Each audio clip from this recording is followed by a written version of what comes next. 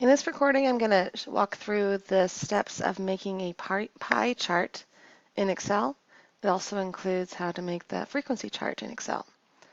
So first, step one, we're going to use the campus data from the Math 75 survey.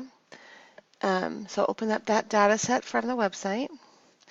And the first thing you'll need to do is get this yellow bar and click Enable Editing so that you can save it to your desktop and then you can actually make changes in it.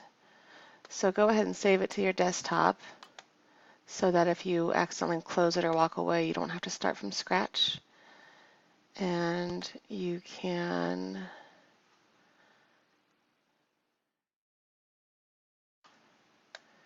save it as your name,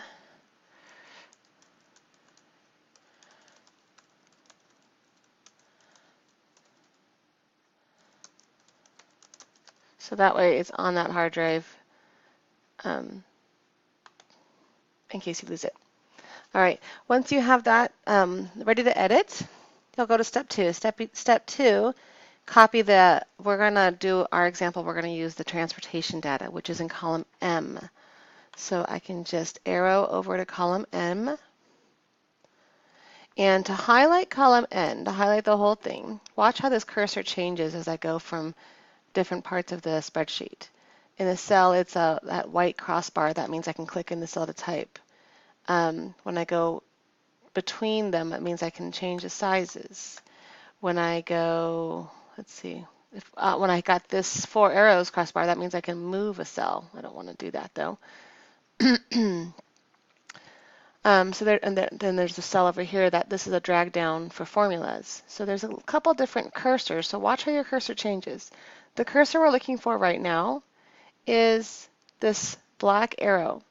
When I put my cursor over the letter, I can highlight that entire column by clicking on that letter. So I'm going to click on M to get that entire column, and I'm going to move it to a different sheet because that will make my life a little easier if I don't have to look at this entire data set and can just focus on transportation. So to copy that over, I can do Control C, and then I know it's in my clipboard now because of this dotted line that's swirling around. That tells me this is in my clipboard. What do you want me to do with it? And what I want to do with it is put it on a clean sheet. So I'm going to go down here to sheet 2, click on cell A1, and to paste it, I'm going to click Control V. And there's my data. So now I don't have to look at this really, really busy sheet. I can just focus on the data that I'm interested in.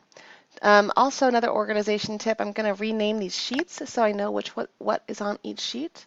So I'm going to double click on sheet 2 and rename this transportation data, and sheet 1 was all the raw data.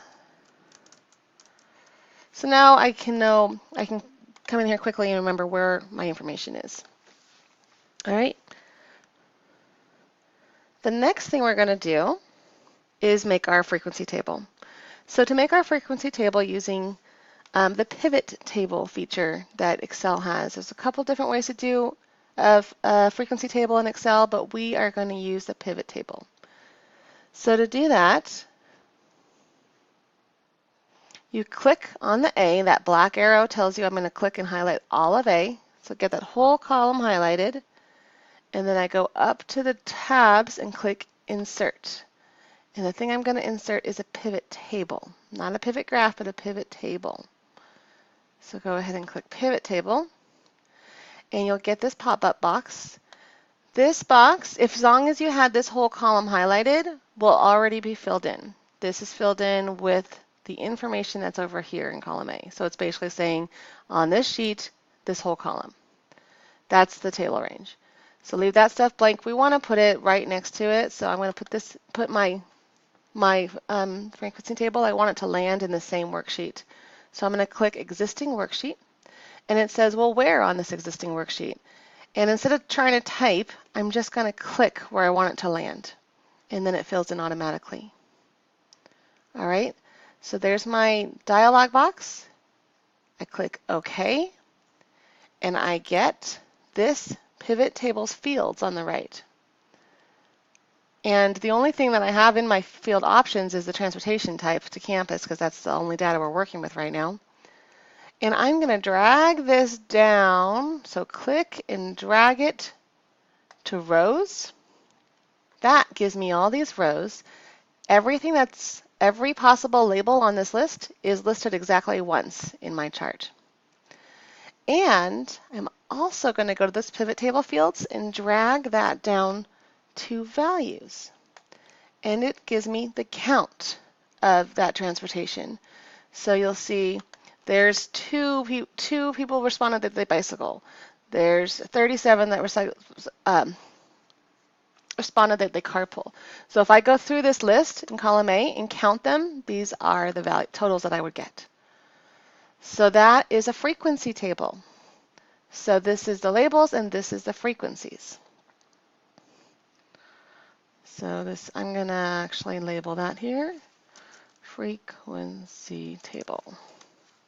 All right, so now I have a frequency table. My next step is to make the pie chart. So to select the whole frequency table, you can click in C1 to click at the beginning of the top left corner of the table, and then click Control A, and that will highlight your entire table. Once your whole table is highlighted, then you're going to go to Insert, and we want a pie chart. So see this little circle guy, looks like a pie? That's our pie chart. Do the 2D pie chart. These are a little different, but the 3D is a little deceiving because it gives it some depth, and there's no depth here. There's only 2 variables here. So 2D is the most honest representation of a pie chart for this data. So we will select that 2D.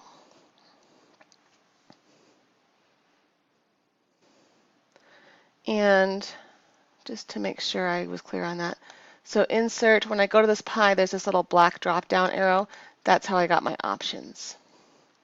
All right, so now that I have my pie chart, I can move this around the sheet wherever I want it. I can also edit. I can change the title by double-clicking. If I double-click on that, I can now say transportation choices. I can click on this green crossbar and add data labels. I can edit those. I can have them in the center or inside end or best fit or call out boxes or however I want it to be. I think best fit is what I'll go with. And that is it for pie charts with the frequency data. That's all we're going to be doing for right now. I'll make another recording for how to do percentages. So for today, we'll just do the count in the pie chart.